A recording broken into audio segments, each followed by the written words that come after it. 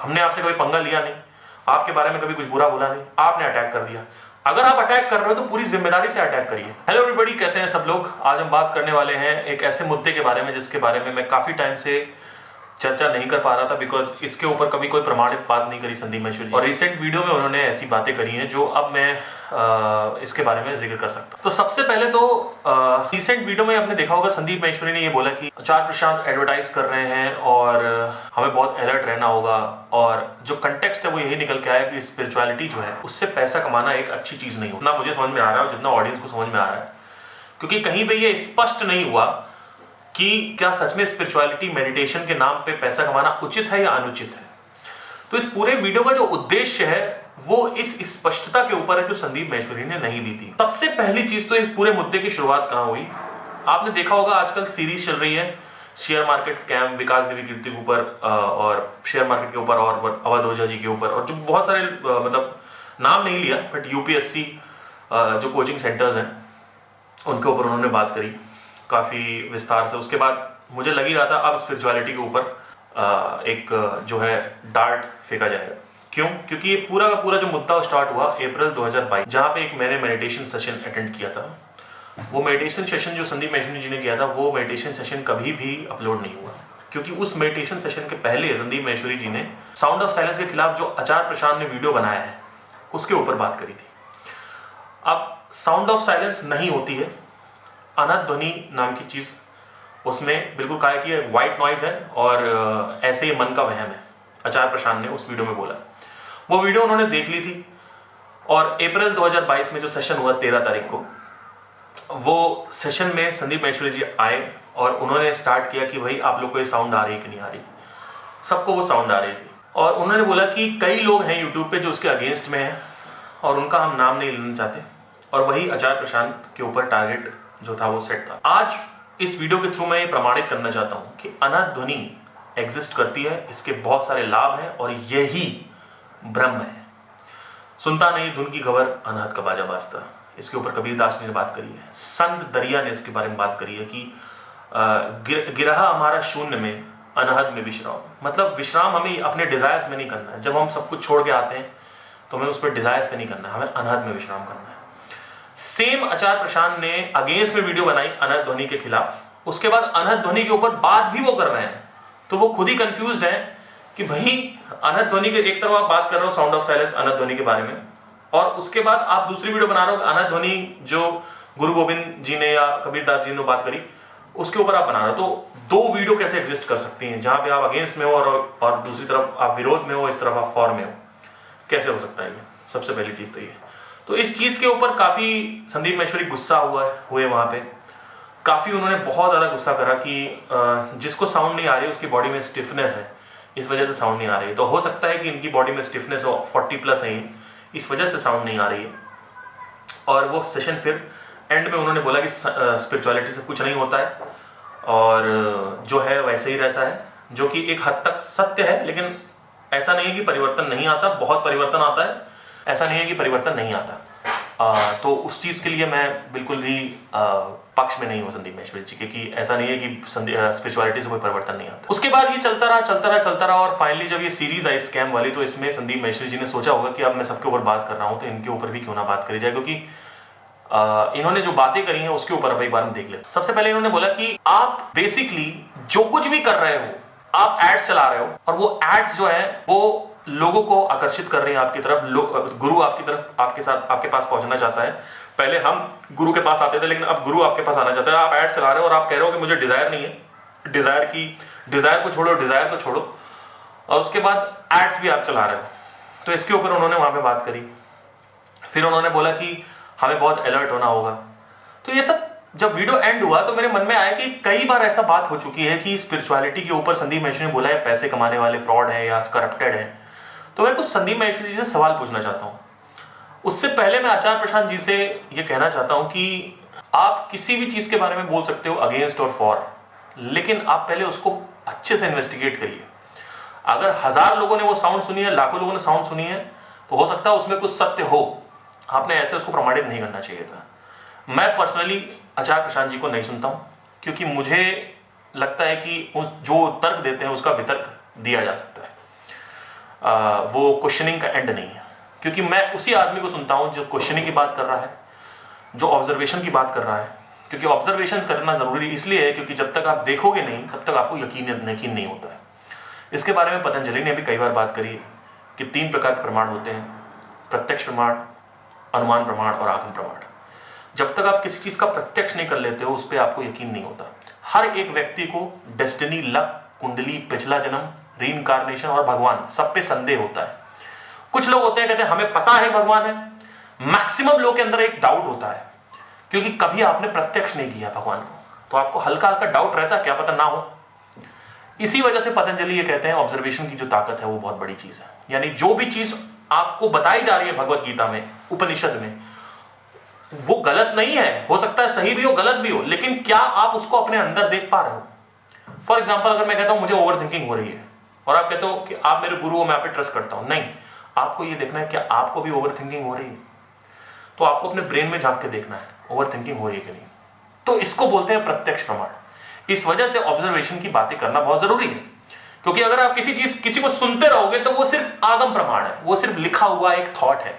जैसे एक वेदांत है, कोई वीडियो है, ये सब आगम प्रमाण में आता है। तो किसी भी चीज को अगर आप देखते रहोगे यकीन नहीं होगा आपको। इसीलिए ऑब्जर्वेशन जरूरी है।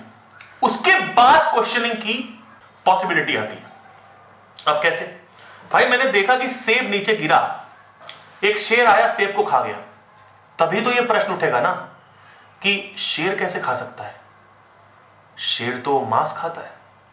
लेकिन अगर मैंने देखा ही नहीं होता तो मुझे कैसे यकीन होता कि शेर ने वाकई में मांस खाया था? आपको भूत दिख रहा है, दुनिया को नहीं दिख रहा, तो क्या आपको यकीन करवा सकते हैं कि भूत नहीं दिख रहा?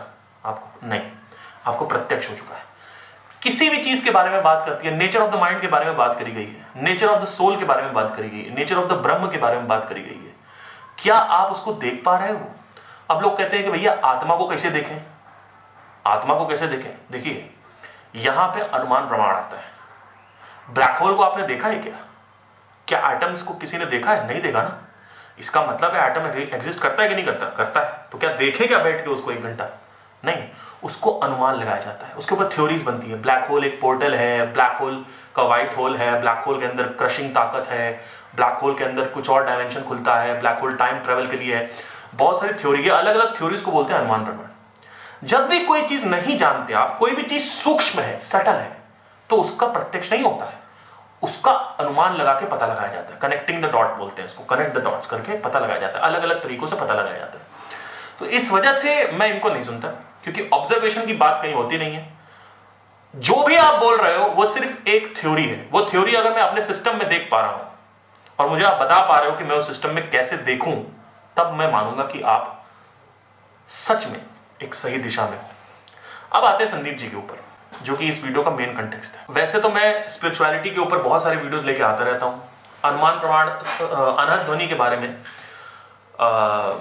मैंने पिछले ऑलमोस्ट 250 से ऊपर लोगों को अनहद ध्वनि जो साधना है उसको सिखाया, और सबको बहुत लाभ हुआ है, बहुत लाभ हुआ है, बहुत बेनिफिट हुआ है। इसका मतलब ये नहीं है कि वो बहुत पीसफुल हो गए, नो। वो पीस को यूज करना है जिससे आप किसी चीज पर ध्यान टिका सको, क्योंकि आजकल का यूथ का जो ध्यान है वो टिकता नहीं है, क्योंकि सोशल मीडिया ने उसका शोषण कर रखा है ध्यान का। ये सारी की सारी साधना जो है वो ध्यान को एक जगह टिकाने के लिए होती है, और साधना के बिना आप जब तक किसी चीज पर ध्यान नहीं टिकाओगे वो ऑब्जॉर्व कैसे करोगे मटेरियल आप? क्योंकि जो कुछ भी आप पढ़ने जा रहे हो वो आपके द्वेष में आता है, यानी आपके इंटरेस्ट में नहीं आता है, वो राग में नहीं आता, वो द्वेष में आता है। तो अब मेरा जो सवाल है संदीप महेश्वरी जी से वो ये है कि अगर कोई गुरु सच में जेन्युइन है, लेट्स से मैं जेन्युइन हूं, एक मिनट मान लेते हैं, मुझे पता बहुत स्ट्रेंजर्स देख रहे हैं मेरे को, 1 मिनट मान लेते हैं, जब मेरी शुरुआत हुई और अगर मेरा इंटेंशन अच्छा है तो क्या मैं स्पिरिचुअलिटी को मोनेटाइज कर सकता हूं या नहीं कर सकता हूं? नंबर 1। नंबर 2, क्या मुझे सिर्फ 250 रुपए की बुक लिखनी चाहिए जैसा आप बताते हो कि बुक लिखो बुक लिखो बुक लिखो, या फिर मैं हायर कोर्सेज पेड भी बेच सकता हूं? और हायर में कितना बेच सकता हूं, कितने रुपए का बेच सकता हूं? क्या मैं 10 लाख रुपए का कोई कोर्स बेच सकता हूं अगर मेरी नॉलेज बहुत अच्छी है, अगर मैं जेन्युइन हूं, अगर मेरे अंदर ग्रीड सवार नहीं है, अगर मैं लोगों का सच में भला चाहता हूं, तो बेच सकता हूं कि नहीं बेच सकता? इसका सवाल जो है स्पष्ट करिए संदीप महेश्वरी जी। आपने यही पे आप वीडियो बनाते हो, लेकिन आप स्पष्ट नहीं करते हो कि कौन है जो स्पिरिचुअलिटी को मोनेटाइज कर सकता है। अगर आपको लगता है कोई नहीं करना चाहिए तो सीधा बोलिए आके कि नहीं, मुझे नहीं लगता किसी को स्पिरिचुअलिटी जैसी मोनेटाइज करनी चाहिए। फिर उसके ऊपर एक जो वितर्क होगा वो मैं रखूंगा। लेकिन आप जब वीडियो बनाते हो तो ऐसा लगता है कि आप बोल रहे हो कि I am against monetising spirituality. और कई लोग यहाँ बोलेंगे नहीं, पर्पस ऑफ मेडिटेशन में एक बार उन्होंने बोला था आप एक प्रोफेसर हो और प्रोफेसर अच्छा पढ़ा रहा है तो मोनेटाइज कर सकता है। तो ठीक है, क्या 250 रुपए की बुक ही लिखे वो? क्योंकि अगर आप बोलते हो 250 रुपए की बुक तो वो डन बाय यू मार्केटिंग होती है। इसका मतलब होता है कि आप खुद ही पढ़ो, खुद ही अप्लाई करो और खुद ही स्ट्रगल करो, कोई क्वेश्चन का आपके उत्तर नहीं आएगा। अगर 10,000 का कोर्स बेचते हैं जहां पे 1-on-1 मैं आपको मेडिटेशन सिखाता हूं या सेल्फ नॉलेज या स्पिरिचुअलिटी सिखाता हूं, तो 10,000 रुपए का कोर्स है, क्योंकि उसमें हायर फैसिलिटी है। वहां पे आप मेरे साथ क्वेश्चन पूछ सकते हो, है ना। तो ये एक 250 रुपए की बुक हो गई, 10,000 रुपए का कोर्स हो गया। फिर अगर आप चाहते हो कि मैं किसी रिजॉर्ट में आपको बुलाऊं, जो कि लोग चाहते हैं, आप ये मत सोचो कि नहीं चाहते। ऋषिकेश में कोई रिजॉर्ट बुक हुआ है, वहां पे आप 3 महीने मेरे साथ रुकोगे और मैं आपको मेडिटेशन के बारे में बताऊंगा, सेल्फ नॉलेज के बारे में बताऊंगा, एक वेद को कैसे पढ़ते हैं उसके बारे में बताऊंगा, भगवत गीता के बारे में सब कुछ बताऊंगा 3 महीने के बाद। लेकिन आपकी जो फैसिलिटी है वो एसी है, खाना पीना आपका लग्जूरियस है, आने जाने की जो है वो एक्सयूवी से जा रहे हो आप, आने जाने की जो है आपको कहीं स्ट्रगल करने की जरूरत नहीं। ट्रेन से आपको आने की जरूरत, फ्लाइट से ही आपको कैब भेज दूं, कैब से होटल में ले आऊं, होटल आपका लग्जरी में आ रहा है। और वहां पे अगर मैं 2.5 लाख रुपए चार्ज करता हूं और ओशो की तरह रोल्स रॉयस में घूमता हूं, तो क्या इसके विरोधी हैं आप? मेरे इस प्रश्न का स्पष्टता से जवाब दीजिएगा संदीप जी, क्योंकि पिछले 4 साल से आप अटैक कर रहे हो स्पिरिचुअलिटी को मोनेटाइज करने पे। एक बार सिर्फ इसके बारे में बात करिए। जो मैं बोल रहा हूं डायरेक्ट आपसे मेरा क्वेश्चन है, अगर मैं जेन्युइन हूं, मेरी नॉलेज अच्छी है, आपको लगता है मैं सही हूं, मैं सही पढ़ा रहा हूं, सब कुछ सही है, तो क्या मैं 250 रुपए की बुक से लेकर 2.5 करोड़ का कोर्स या जो कुछ भी है बेच सकता हूं, हां या ना? क्योंकि 2.5 करोड़ के कोर्स में 2.5 करोड़ का आपको फीचर्स भी होंगे, वहां पे लग्जरी होगा, सब कुछ होगा। आप रिजॉर्ट में आओगे, 3 महीने रुकोगे लेट से। अब आप कहोगे नहीं मुझे 10,000 में वो दे दो, वो पॉसिबल नहीं है। यही सदगुरु ने भी कहा था। उन्होंने कहा था कि मैं आपको योगा एक जमीन पे भी सिखा सकता हूं, आप किसी स्कूल में, टूटे फूटे स्कूल में भी आए हो, मैं सिखा सकता हूं, लेकिन आपको वहां पे होटल चाहिए, आपको बेडशीट्स क्लीन चाहिए, आपको लग्जरी ट्रीटमेंट चाहिए, तो उसके लिए तो आपको पैसे देने पड़ेंगे। और लोग कहते हैं हाँ ठीक है, हम उसके लिए रेडी भी हैं। कुछ लोग हैं, तो जो लोग पैसे नहीं दे पाते उनके लिए मैंने यूट्यूब पे फ्री रखा। जो लोग पैसे दे पाते हैं थोड़े बहुत, उनके लिए मैंने 250 रुपए की बुक रखी। जो लोग थोड़ा सा और पैसे खर्च कर सकते हैं उनके लिए मैंने 1-on-1 वेबिनार या ग्रुप कोचिंग रखी। और जो लोग मेरे साथ 3 महीने आना चाहते हैं या 4 महीने के लिए मेरे साथ आना चाहते हैं किसी रिजॉर्ट में, तो क्या मैं कर सकता हूं? गिवन दैट कि मैं जेन्युइन हूं, मेरे ऊपर ट्रस्ट है लोगों का, गिवन दैट कि मैं नॉलेजेबल हूं, गिवन दैट कि मेरे अंदर जो इंटेंशन है मेरी ग्रीड में नहीं। ये एक डायरेक्ट क्वेश्चन है आपसे, जो मैं आपसे यहां मतलब, क्योंकि अगर आपने ये क्लियर कर दिया तो बहुत सारी चीजें लोगों के अंदर कंफ्यूज, क्योंकि आपके वीडियो से देख के लगता है कि यार लग रहा है ये बोल रहे हैं कि जो भी पैसे कमा रहा है उससे दूर रहो। सच बता रहा हूं, यही लोगों को लग रहा है। और फिर क्या होता है, जो जेन्युइन लोग है स्पिरिचुअलिटी में, उनके ऊपर भी अटैक हो जाता है। हमने आपसे कभी पंगा लिया नहीं, आपके बारे में कभी कुछ बुरा बोला नहीं, आपने अटैक कर दिया।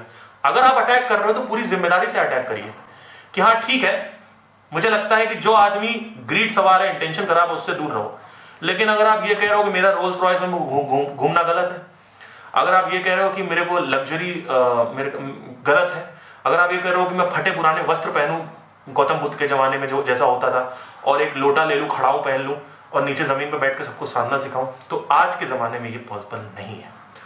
अगर आप ये सोच रहे हो तो, नहीं सोच रहे हो, मैं कह नहीं कह रहा हूं आप सोच रहे हो, मैं कह रहा हूं कि हो सकता है कि आप नहीं सोच रहे हो सकता है कि आप सोच रहे हो। मैं कह रहा हूं कि आप स्पष्ट करिए ना, आपका उद्देश्य क्या है वीडियो का, मुझे समझ नहीं आया।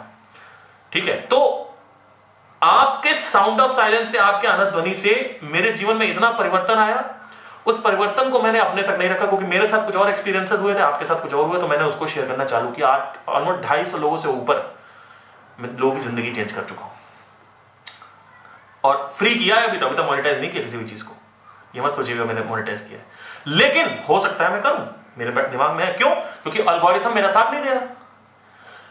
यहां पे कॉमेडी वीडियो प्रमोट करता है एल्गोरिथम, यहां पे पिक्चर एंटरटेनमेंट प्रमोट करता है, हम कैसे जाएं आगे? तो एड्स का साथ गलत है या सही है, इसके बारे में भी स्पष्टता से बात करिए। अगर एल्गोरिथम काम नहीं कर रहा और मुझे अपने मैसेजेस को उनको पहुंचाना है जो भूखे हैं, जो मर रहे हैं, तो मैं कैसे पहुंचाऊं? क्या मैं पैसे को यूज ना करूं? मैं क्या करूं? अगर मैं जेन्युइन हूं तो, अगर मेरा इंटेंशन अच्छी है तो, अगर मेरे में ग्रीड सवार नहीं है तो, क्योंकि मैं बार बार रिपीट कर रहा हूं, क्योंकि आप, मुझे पता है कि आप लोगों का काउंटर आने वाला है सबका, ठीक है।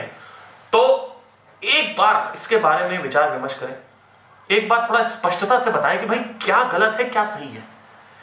अलर्ट अगर रहना है हमें तो किसके, ये सबका पूरा जो मोनेटाइज कर रहा है सबसे अलर्ट हो जाए, या जो लगता है कि अच्छा ये कुछ फीचर्स हो सकते हैं ये अलर्ट कैसे करें, बताइए आपका क्या उद्देश्य है वीडियो बनाने का। मुझे उस इमेज जो प्रश्न है कुछ उसका जवाब दे दीजिएगा। क्वेश्चनिंग, ऑब्जर्वेशन और साधना, ये 3 चीजें जिंदगी भर चलेंगी। इसके बारे में आगे और वीडियो लाता रहूंगा। मेरा एक और चैनल है दोस्तों, मुझे पता आप सोचेंगे मतलब मैं मौके का फायदा उठा रहा हूँ, बट सोच लीजिए मैं नेचुरल हूँ। मेरा एक और चैनल है, मैं रिलेशनशिप के ऊपर बातें करता रहता हूँ, मतलब breakup. So you can go and subscribe if you are going through a breakup. And इस वीडियो में नीचे मैंने स्पॉटिफाई पे बहुत सारे पॉडकास्ट कर रखे हैं स्पिरिचुअलिटी के ऊपर, अलग अलग विषयों पे, आप जाके फ्री में उसको सुन। मैं संदीप महेश्वरी की बहुत ज़्यादा रिस्पेक्ट करता हूँ। मैंने जो भी रखा है एक काउंटर रखा है, उसको लड़ाई की तरह मत लें, एक काउंटर रखने की कोशिश करिए। अगर आपको लड़ाई वो आपकी प्रॉब्लम, मेरी प्रॉब्लम नहीं है, मैं सिर्फ काउंटर रख रहा हूँ। आई होप आपको समझ में आया हो। और हाँ, जाते जाते बोलना चाहूँगा, एक वीडियो मैंने बताया इंपॉर्टेंस ऑफ साधना के बारे में, वो वीडियो भी आप देखना, चेकआउट करना मत भूलिए कि साधना करनी जरूरी क्यों है, कब साधना करनी जरूरी है, कब नहीं करनी जरूरी है, इंपॉर्टेंस ऑफ साधना। और उसके बाद में सेल्फ रियलाइजेशन के ऊपर एक वीडियो लाने वाला हूँ, तो जरूर आप सब्सक्राइब करें। Thank you so much, take care.